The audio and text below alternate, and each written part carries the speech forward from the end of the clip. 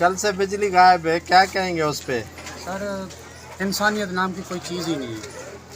देखें, फैमिली वाले रहते हैं और ये गांव वाला है नहीं कि वहाँ पे नलके हों, बंदा पानी दे।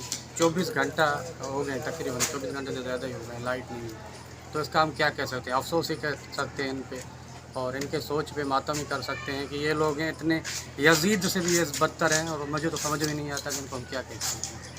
बिल भी पिलाते हैं बिल उसके? भी सर, ये बिल मेरे पास पड़े हैं, पेड है 1 महीने दिखाएं की। दिखाएं दिखाएं।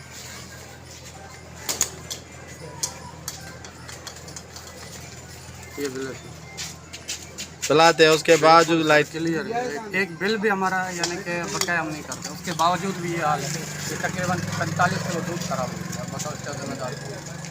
यहाँ पे एक तो कारोबार नहीं है, और कारोबार है तो ये लाइट वाले हमारे साथ ज्यादती कर रहे हैं। अब जो हमसे अलावा भी जो रात को नाइट करके आते हैं, उन साथ क्या मसला होगा? वो कैसे नींद पूरी करेंगे? पूरी रात हम सोए नहीं हैं। ये हालत है सर।